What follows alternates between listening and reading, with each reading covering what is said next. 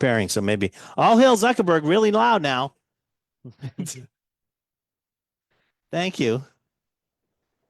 Somebody ticked him off. He's not letting us on. Hold on. Here it goes. Let's see. Now it should be on. Even though it says it's not on, it should be on. There we go. Let's record this to the cloud. All right, everybody. Guess what? It's Whiskey Wednesday. But more important than that, it's Dingle Day. And to make sure all your dingle dreams come true, Aiden is here tonight. Aiden McNamara is here tonight to represent Dingle Distllery, and we're going to try some really great stuff tonight. I am not going to be your translator. He's Irish, so barely speaks English, even worse than Bostonians. But here he is. Do my best to speak nice and slow for everyone. We're not that bright. Yeah, we're not that bright. A little small words too. I only know small words. Yeah, you only know small ones. You're all set there, Matt. All right, so Aiden, I don't think a lot of people are familiar with the Dingle Distllery. So can you give us a little bit of a background on it? Of course I can.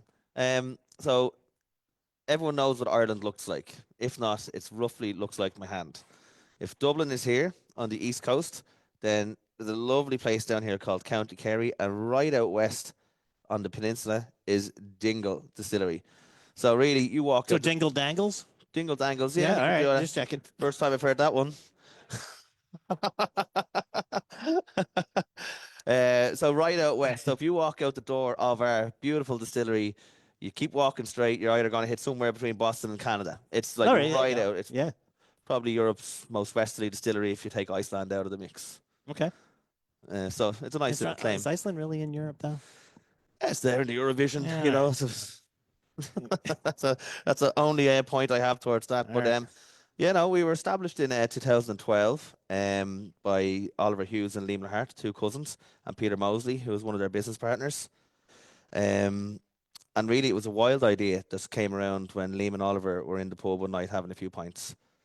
They already owned a brewery, so they were one of the first people to open up a craft brewery in Ireland in the 80s called Harty's. That kind of fizzled out, didn't really quite succeed, but they went at it again and opened up the Porterhouse Brewery. And from that, they kept making their beers that they sold in their pubs that they had in Dublin, in London, and in New York. And then sitting at the bar, they're why don't we do a distillery? And they already make a beer. Exactly. So they had expertise, they paid to sell it.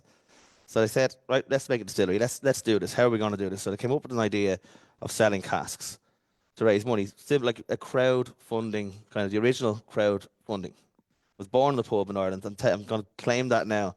All right. So that's the idea. There's no one's going to dispute you. So, no, definitely not. So the program they came up with was Founding Fathers. But essentially, this was over pints. That was fathers, for although you couldn't tell.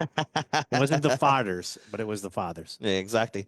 So the next day when Oliver met Liam, he's like, how many casks have you sold? And he's like, what are you talking about? Like last night we were talking about selling casks of whiskey to raise money to open a distillery. He was looking at him kind of going, oh my God, this is madness. This is crazy. He goes, I've sold 30, so we got to do this. He called up everybody you knew. Yeah, exactly. And I would imagine that was quite an extensive list. I mean, he's a well-connected man. So anyway, the program was born. They managed to sell 500 casks, and they raised the capital, and they found a lovely lumber mill in Dingle that wasn't being used anymore, and they opened up Dingle Distllery. Wow. And that's how the whole place just was born. And then this kind of whiskey renaissance in Ireland was ignited, and away they went. Well, I mean, you got in. Actually, you were in at sort of the beginning of it too. So, yeah, one of the when first everything started taking off. Yeah, no, it was perfect timing. And I mean, and that's how the products came around. I mean, like we, as a rule of thumb, we don't buy whiskey in to release like a whiskey that we haven't aged ourselves, and likewise we don't sell it out. So in 2012, a gin boom was starting to just erupt. A Genaissance. A Genaissance, yeah, exactly. So we to keep the lights on, we created the gin and the vodka. That created revenue, and it just so happened they've done a super job on these products that it's a household name within Ireland. It's growing across probably 15 markets across the world, and it won Best Gin in the World in 2019. So they've done a super job with the gin. Nice. Yeah. Well, let's not keep a thirsty crowd waiting. Absolutely. Let's start with the. You want to start with the vodka? Vodka, yeah. Let's cleanse our palates and Okay. wake our mouths up. Has anyone tried vodka before? No. Odorless, colorless, tasteless. No, I haven't. This will be a treat, I suppose. So what we do here is we've a wheat and barley base that we buy in, and then we distill it again ourselves another couple of times. So this is 5 times distilled in our copper pot. So removes a huge amount of the impurities with the copper pots, but it also gives us a very distinct vodka. The mouthfeel is creamy. It's neutral on the nose, but it still has texture and a small bit of sweetness to it on the palate. It's a super vodka. It makes a smashing martini, or equally enjoyed on the rocks or just straight. So, sláinte to Dingle's Vodka. I really, really like this vodka, and I wouldn't be a huge vodka drinker, but this is something that we just don't talk about enough, in my opinion. Well, you know, the other thing is, okay, there is a flood of vodkas on the market, and you do have that part of it, but it is the #1 selling spirit in the United States. 100%. So, not in the world, but in the United States, and I think it's #2 in the world. But so, you know, people always poo-poo vodka, but you got to remember, I mean, most people drink vodka. Yeah, 100%. You know, and like in one way or another. We would push this a lot harder, but I think to play in the kind of vodka world without being backed by a multinational, you need millions and millions and millions of euro. So it's a case where we put this in the right places for the people that are interested in having it, and then we support work with our partners like Laura over here and Hodling and all our distributors just to kind of get liquid to lips and places like this where people can taste it, tell their friends, and we're happy with that slow organic growth. Yeah. So it's for me, it's a top class vodka. Yep. What do you think? I like it, and most people don't know that I actually, for a long time, was a vodka drinker. I drank straight vodka, and this is really got a nice flavor to it. Yeah, it's got a little citrus in there too.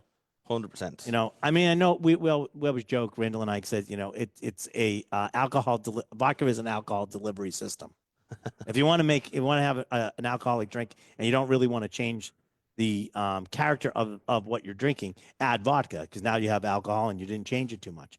This would actually change it a little bit because it does have some flavors in it that Naturally, pleasant. Yeah, but naturally occurring flavors. Naturally occurring flavors. Yeah, this is no glycerol or anything like that. No, this is naturally occurring flavors. Yeah. And so very, very pleasant. And I think it would go very, very well in a nice cocktail. Oh, 100%. Absolutely. I mean, one of the biggest drinks out right now is vodka and soda. Oh, yeah. Same in Ireland. I mean, everybody up there right now is trying to make a seltzer. If they're not using malt, they're using vodka. I mean, the problem with the seltzer and malt is it has a really weird taste. With the vodka and seltzers doesn't have that problem. It's a lot cleaner. So you don't have to go out and buy this stuff. We have a little company here in Worcester called a Polar Beverage, and they make probably some of the best seltzers, flavored seltzers in the country. I drink seltzers a lot, so I know, not alcohol seltzers, just regular seltzer, and they do really have that. If you want to make a really good drink and you like a vodka and seltzer, go get a Polar and then add vodka to it. I'll buy one on the way out. Yeah, buy one as you try it. You really will like it. They do an unbelievable job with flavorings. Excellent. So yeah, great. And like that's it. And then the other fantastic product. And what is this? Is this 80 proof? It's 40%. Yeah, 40%. So 80 proof. Yeah. Yep. Okay. And then we have the gin. The gin, yeah. So this is the gin that won Best Gin in the World 2019. For me, this is even before I worked. It's a pot with, still, so that's great. Yeah. So before I even worked with Dingle, this was the go-to drink for me because it's just delicious in a gin and tonic. Slice of orange, loads of ice. Best drink on a hot summer's day, winter's day, spring day, autumn day. Like it's an all year round drink. This. So this is like the old Steve Martin joke when he's smoking marijuana, it becomes only occasionally, but then it becomes from the time he wakes up to the time he goes to bed. So you'll have this gin everywhere. Yeah, exactly. Let me ask you a question though. In Ireland, is what do the people drink? Because I know everybody doesn't drink whiskey. What really is popular in the pubs? Isn't it gin? Gin is popular. Vodka is definitely number one. Number one. It's okay. it's vodka soda, exactly like you said. Then you're gonna have gin, whiskey, rum, and then tequila's rising in that order. Okay. All right. Like tequila is a fast-growing product, but we wouldn't have access to the amount of different SKUs that you guys would here. And I think if we did have access to that, it would be a different story.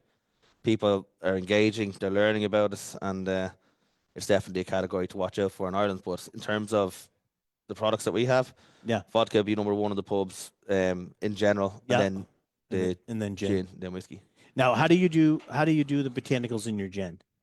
What do you mean? How do we do them? Well, how are they integrated into the distillate? All right, so we've all the botanicals at the in the distillery. They put the liquid in, the neutral spirit in, then they load in all the botanicals and they distill it with it. There's no baskets and then it's distilled.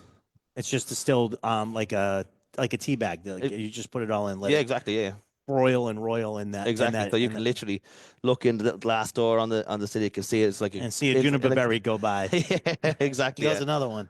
Exactly. It's like making a nice cup of tea. But the result is this. So this was the first artisan Irish juice or Irish gin produced in Ireland back in 2012. What botanicals are you guys using? So there's 14 botanicals. 14. We try to use as local as we possibly can. Like the local botanicals would be romeberry, heather, bog myrtle, fuchsia, hawthorn, and bog myrtle. Cheryl. I think might be a new one for me. It's definitely something that you would find everywhere. You have to come all the way to Dingle to find that one. If you do, I'll bring you out and you can pick some. You can pick some. All right. Yeah. Well, if I go there, I will go pick some bog. Yes. Lisa, what's your question? Yeah. Is the gin made? I just say the same from the same source as the vodka? Yeah. It is. You know, we joke about that as gin is the first flavored vodka. And then the internationals to continue on with your question on the botanicals, because we don't either grow them in Ireland or we can't access them like citrus, for example. We don't have orange trees in Ireland. No, that's definitely not. So juniper, the coriander, the lemon and orange peel, angelica, and the nutmeg would be botanicals that we can't get. So we have to bring them in. Yeah. But generally speaking, we try to get as much locally as possible, and then anything we can't get, we'll have to bring in. Okay. You know. What'd you guys think of the gin?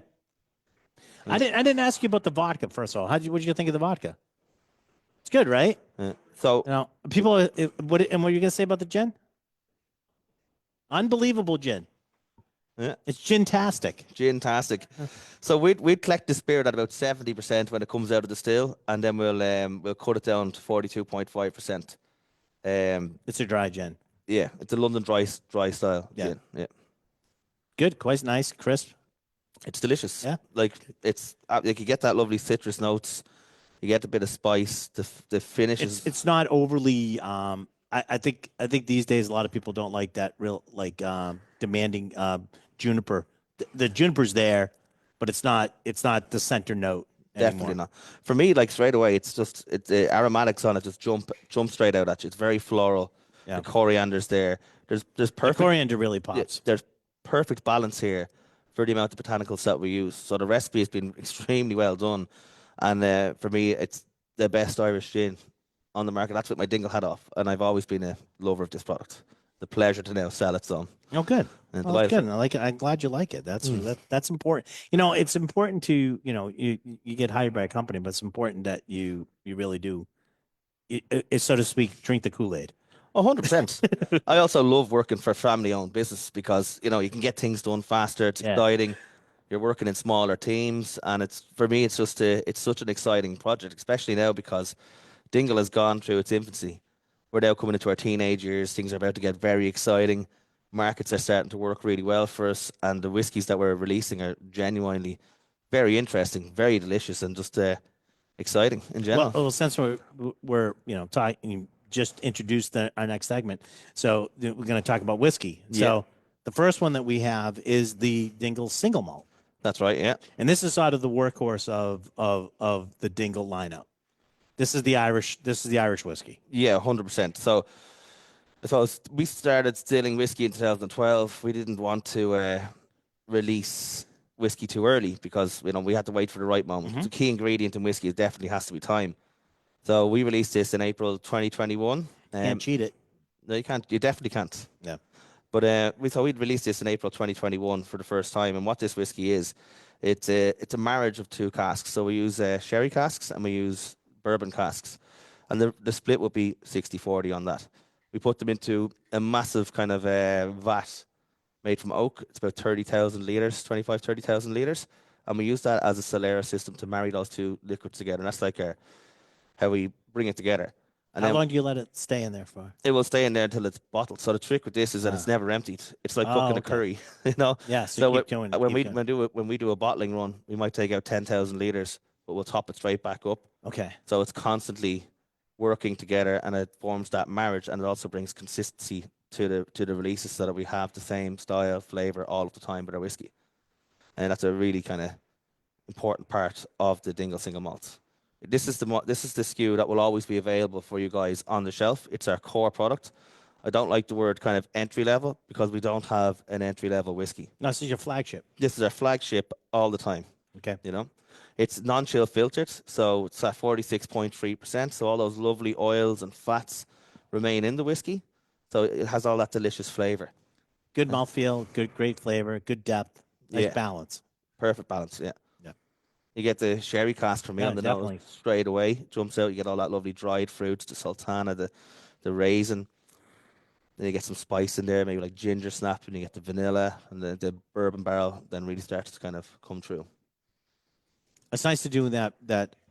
I find a lot of times is that Irish whiskey. I like Irish whiskey because it takes the barrel finishing and aging well, because it is a lighter spirit in a lot of ways, Mm-hmm. and it really picks up that influence. Now, how many times are you distilling this? Are you doing a traditional 3 or 2? Yeah, no, 3 times Three distilled. times, Yeah, yeah. yeah, all the time. Okay. We've three distills in our distillery. We've three stills there. They're three foresight stills.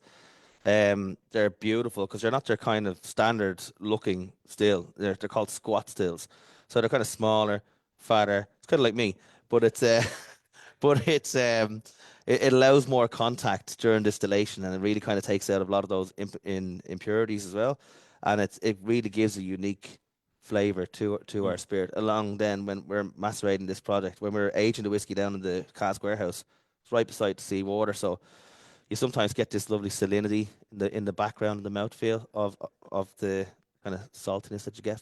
Not everyone gets it, but eventually you will kind of go, I get what he's talking about. Yeah. It's important to note as well that we produce two styles of whiskey in the distillery. We make single malt, and then we make a single pot still as well. Okay. You'll get a pot still later on. We're gonna try the pot still coming up. Yeah. But this, I think it's important to do the single malt, because I just don't think at this point a lot of our customers have actually tried this whiskey. I think it's still fairly new for a lot of people. Oh, 100%. And that's You partly know. just down to the time it took us to establish it Yeah, no, over here. it's important. 100%. And we definitely take our time with it. We're rolling it as responsibly as we can. We don't want to just kind of dump it in, then go. We have to grow this in a very organic, kind of informed way, so that the customers understand what Dingle is, who we are, and exactly what we're doing with our whiskies. What do you guys think of the single malt? Pretty dang good. This is nice. A nice whiskey. Very good. Yeah, I love it. It's a super. It's also great. Like, I mean, enjoy it neat. It also works great in cocktails, and if you're nice into Irish coffees, delicious. Yeah. No, really good. Oh, and we got some limited time offers here for you guys to try tonight. They're not always available. As a matter of fact, I was told that we have some more of these coming in. We grabbed sort of what we could, which was like 2 bottles apiece. But we will be getting more of this in. Right? Am I right on that? More is coming in? Okay. Laura's giving me the high sign that more are coming in. So we're going to go through them all. So this is great because no one's really tried these. Yeah. Now, these are relatively new out, and we haven't seen them in our marketplace. So. Yeah, and I'm excited to have these finally kind of hit the shelves over here, because for anyone who truly is into whiskey, this is a very exciting range of whiskies to get, because it's different, and it's all based around the 2 macerations. So you have the first 4 years are in bourbon barrels. Then we take it out of that barrel and we put it into another barrel for another 2.5 years. So generally speaking, the age statement will be around 7 years. With some put on the box, that's around where it is. Okay. And that really shows off how important the casks are during this time spent. The liquid spends in during the maceration. So you'll see on the colours straight away on these Yeah. whiskies. we don't use any caramels or colorings in our liquids. So this is all straight out of the cask how it looked when it was No, released. we're gonna flip a couple guys. So just pay attention to how we do this. I think we're okay on the bride, right? We're okay. That's the first one we're gonna do. Samhain? Isn't that from Lord of the Rings? Sauron, you're thinking of. Oh, that's what it was. He's tricky like that. That's what I thought. So we're gonna start there then, right? 100%. So this is the Celtic Wheel of the Year series. You're okay if you have the trays. It's just the next one. So it should be on number 4. All right, number 4 should be.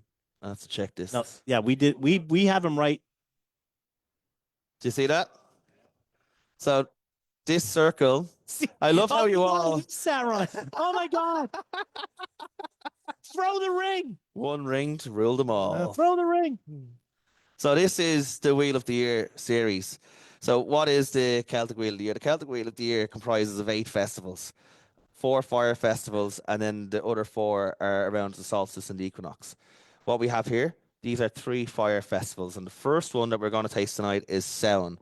I heard someone on the left over here talking about Samhain already. You up from Ireland, are you? Nobody knew what it was, and he pronounced it correctly. So 10 out of 10 for that man. Get him an extra whiskey. So Samhain. Yeah, it's Halloween. All right, calm down. Yeah. Where's Halloween from? It came from Ireland. It came from the Celts. Yeah, Ireland. Yes.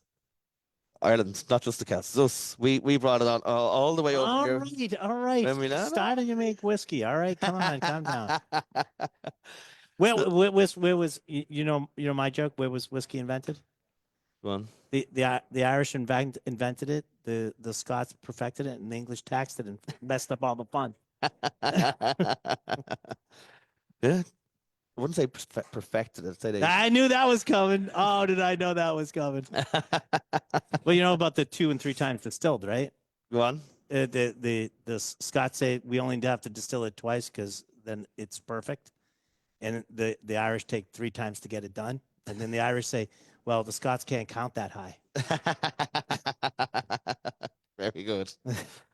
Yes. So just to recap on this, all these whiskies have been aged in first fill bourbon casks 4 to 5 years, and then they're transferred into another cask for a further 2 or 3 years. So that's important on this one. They're all roughly over 7 years old, and we get all our bourbon casks from Maker's Mark, Jim Beam, Jack Daniels, Wild Turkey, and Heaven Hill, which would include Widow Jane as well. So that's generally speaking where we get those casks from, just for a bit of like information on the casks before everyone starts asking, because it's the first question I'm always asked. Where do you get the gas from? Exactly, yeah. So Samhain Festival is known across the world as Halloween. Halloween. Well done. The festival marks the end of the harvest season and the start of the winter. So if you can imagine being in Ireland 3,000 years ago, when the Celts and all these pagans had no idea what was coming. It was cold, dark, no electricity. If you had a bad harvest, you were probably going to die. Like you were in for a hard winter. So these fire festivals marked certain times of the year and when they had to do certain things. Right. So harvest is over. Samhain is in. They thought the evil spirits were going to come in. So they lit their fires to help keep them away, but they also wore masks so the spirits would go past them. Mm-hmm. And that's basically how Halloween started. And they didn't do jack-o'-lanterns. They did. They didn't as much, but the jack-o'-lantern story comes from, what was his name? Stingy Jack. Stingy Jack. Yeah. I know the story. It's a good story. It is a good story. The devil throws the embers. That's right. At the end, and he's forced to walk the earth forever. Yes. You guys know that story, right? That's right. Turnips, yeah. Turnips. Yes, that's what they carved. Yeah. So if you don't know the story of Stingy Jack, it's very good. Look it up. There's homework for you. Yeah, because it would take a while to tell it. It is. It is a little longer. So we'll taste the whiskey, shall we? That's quite good. What's the makeup of this one? Where's my sound? Yeah, it's one in the middle. Yeah. Yep. So for you guys with trays, it's number 4. So on this one here, so again we said 4 or 5 years in a bourbon cask. Then we put it into another cask. In Samhain, we're using muscatel. So it's a dessert wine. So on the nose for me, straight away, I get a lovely floral kind of note. It jumps out. It's very feminine.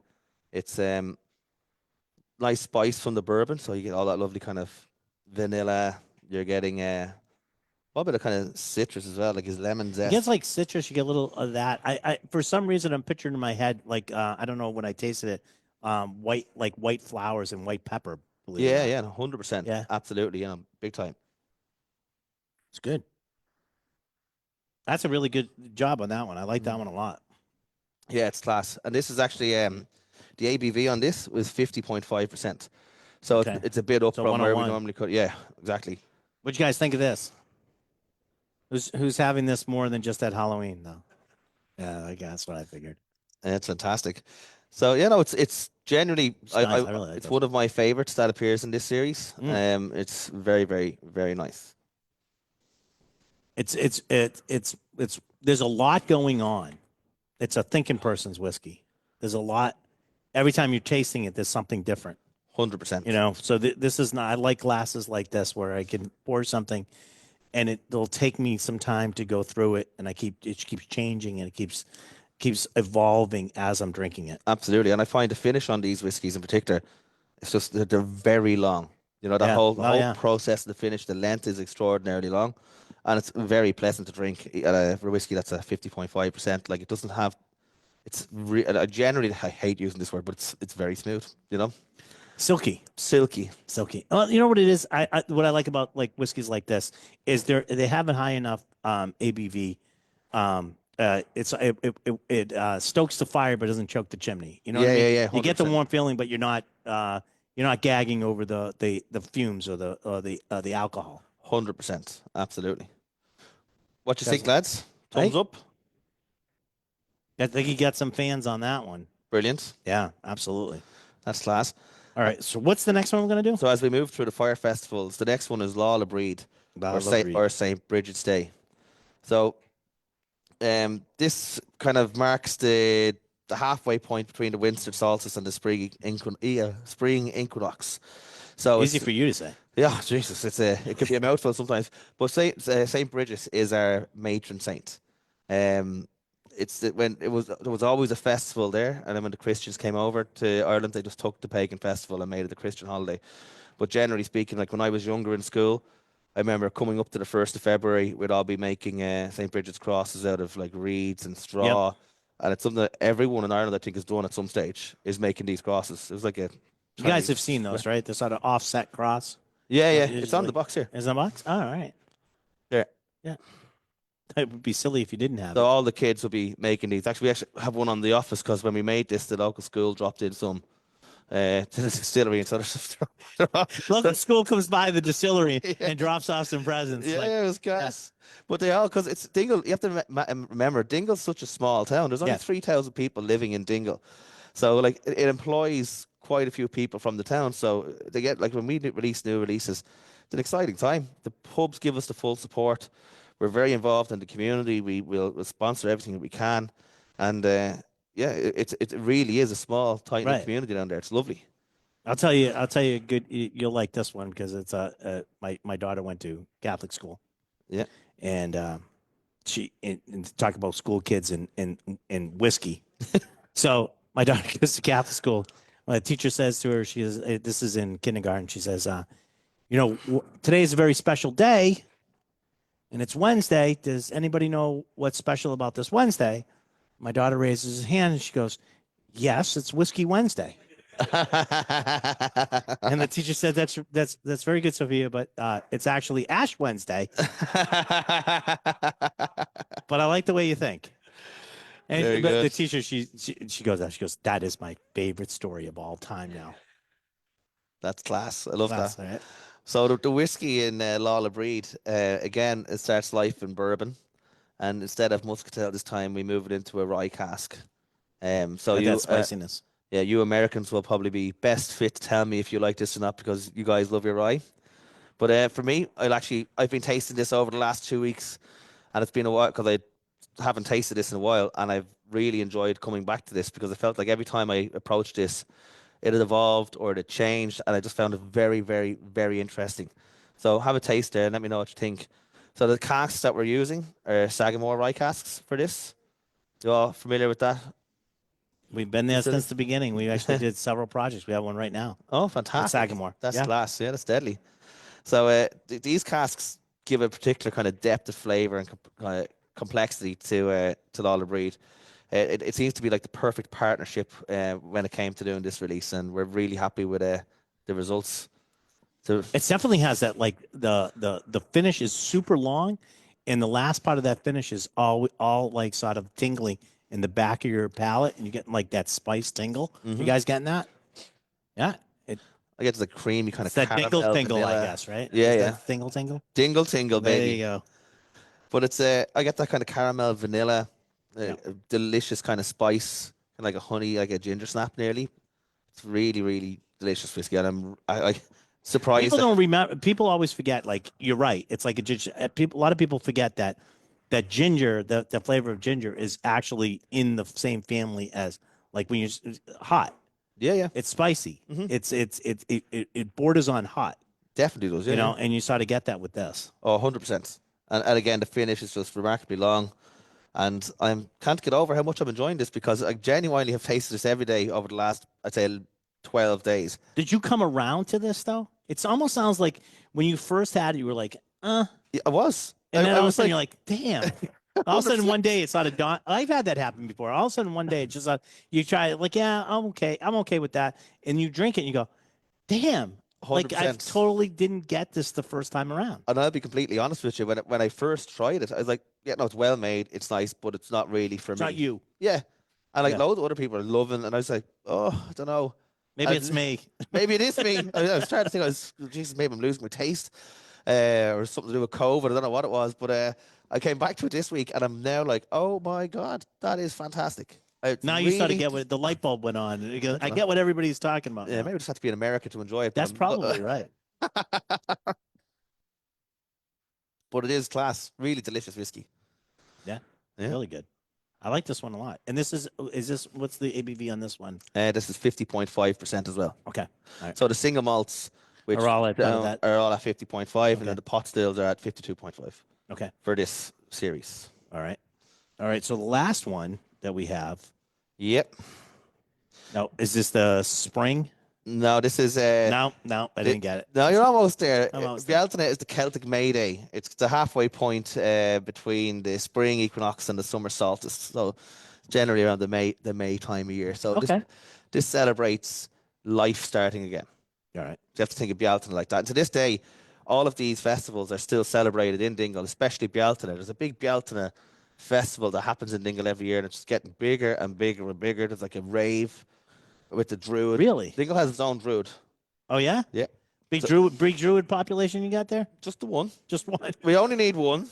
I think if it was two, there'd have to be some sort of like resolution or fight to see who rules them all or whatever. Okay. But no, Bealtaine is a huge festival. But really what this is, it's a celebration of life. It's when life starts to come back after that hard time of winter.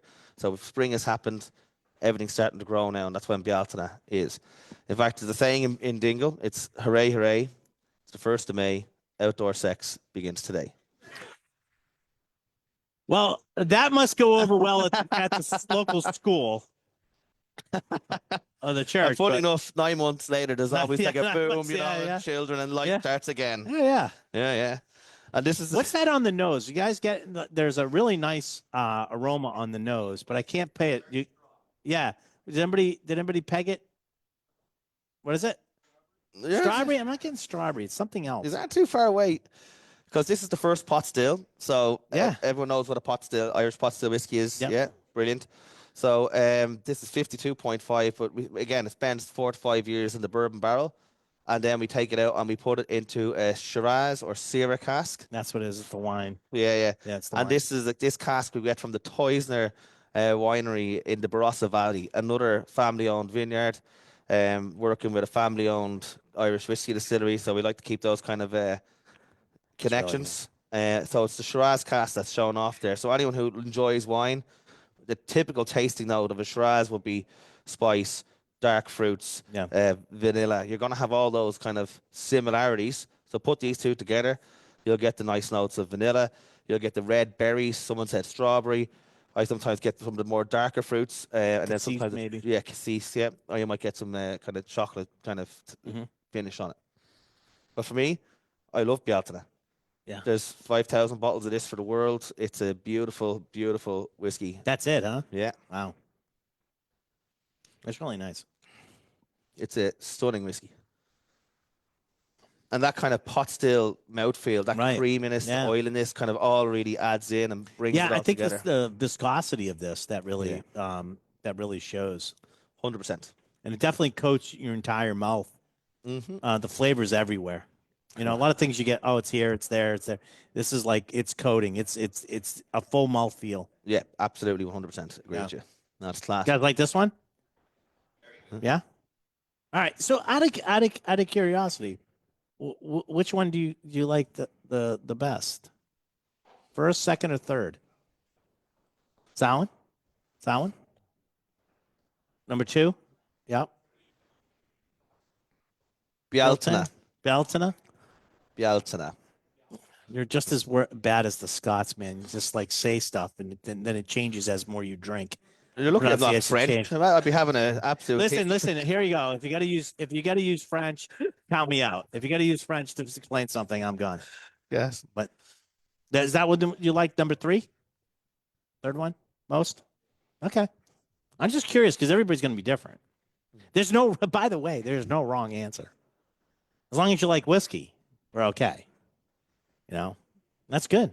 Yeah, no, I'm delighted you all like them because it's again, it's something we're very proud of. It allows people to get an insight into what we're doing at Dingle Distillery. Yeah, there's not a lot. By the way, there's not a lot of these LTOs. There's not a lot of these like bottles. I mean, you said 5,000 for the last one we just did, right? Yeah, so the releases will be anywhere between 5,000 and 9,000 bottles. That's it. Yeah. Worldwide. Worldwide, yeah. How many markets are you in now?